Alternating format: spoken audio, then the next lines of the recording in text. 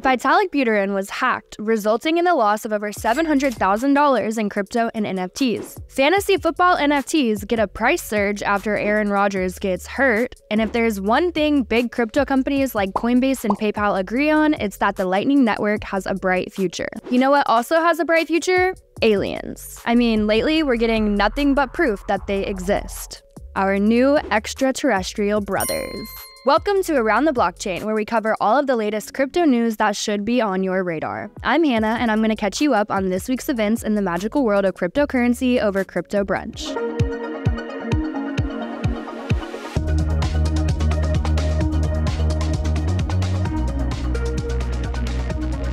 So let's talk about the Vitalik hack and the lessons that we need to learn from this about how not to get digital assets stolen and how to properly secure accounts that hold personal data. First, the events. Earlier this week, Vitalik Buterin's X profile had a link for a free NFT that was supposed to celebrate proto-dank sharding. The announcement was on his official Twitter account, and for the few people that saw the link right away, the FOMO kicked in and they connected wallets without doing a lot of research or fact-checking. We've all been there, right?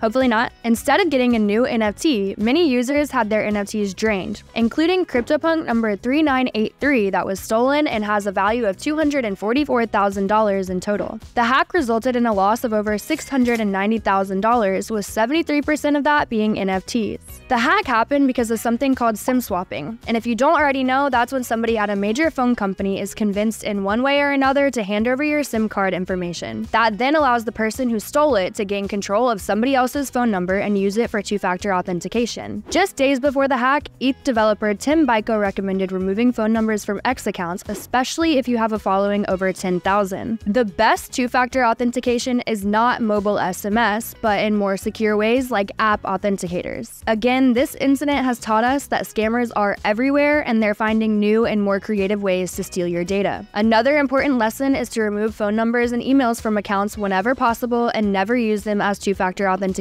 to verify your identity. Stay on top of this and other news by tuning into Around the Blockchain. All you have to do is like this video, click subscribe, and hit that notification bell to be notified when we go live. Football season is here, and you know what that means. Fantasy football is taking over. The injury sustained by New York Jets quarterback Aaron Rodgers delivered a touchdown for an NFT project on Polygon. The DraftKings NFL Rainmakers is a way to use blockchain technology to bet on your favorite players. Users assemble a roster and get points based on how the player performs. DraftKings says it's poised to hand out over $30 million in prizes this season, and those involved in collecting the project don't want to miss out. So when backup QB Zach Wilson was tapped in to play against the Buffalo Bills, all bets were off on the 30 limited edition Wilson NFTs. Initially, they sold for between $70 and $99, but the price jumped to $400 after the injury was announced. The Rainmakers collection has raked in over $500,000 in trade volume this week, outperforming some of the biggest NFT collections like Bored Ape Yacht Club and DeGods. Speaking of NFTs, the Milady Maker collection was the victim of a heist from somebody on the inside of the project.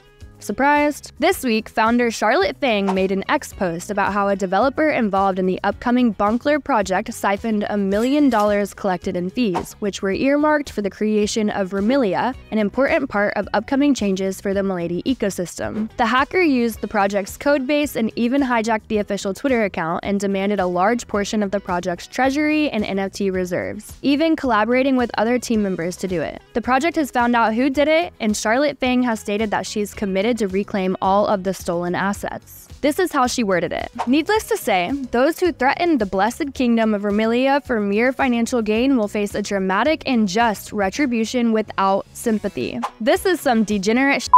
Coinbase CEO Brian Armstrong made a statement about Bitcoin, saying it's the most important asset in crypto and saying that Coinbase will integrate the Bitcoin Lightning Network. He says that doing so will enable faster and cheaper Bitcoin transactions, and it will take some time to integrate. PayPal's CEO had something to say about the Lightning Network as well, saying that he doesn't believe anybody will buy things with Bitcoin in the future, but the Lightning Network will be central to how we pay for things and use money. David Marcus believes that digital currencies and CBDCs will all use the Lightning Network, and although we won't be paying in Bitcoin, the method we use to move funds and settle payments will be based on Bitcoin. And by the way, guys, did you see the dead aliens that were brought out at a hearing appearing before Mexico's Congress, UFO expert Jamie Masson unveiled 2 caskets in congressional chambers with 2 non-human bodies that definitely look like the kinds of aliens we see in movies. Originally found in Peru in 2017, they're estimated to be 1,000 years old, and Masson claims that one of the bodies had even been pregnant.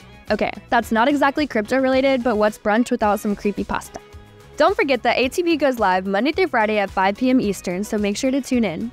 Comment below what you think of this week's events in crypto, and don't forget to hit the like button to show support for the channel. Until next time, toodles!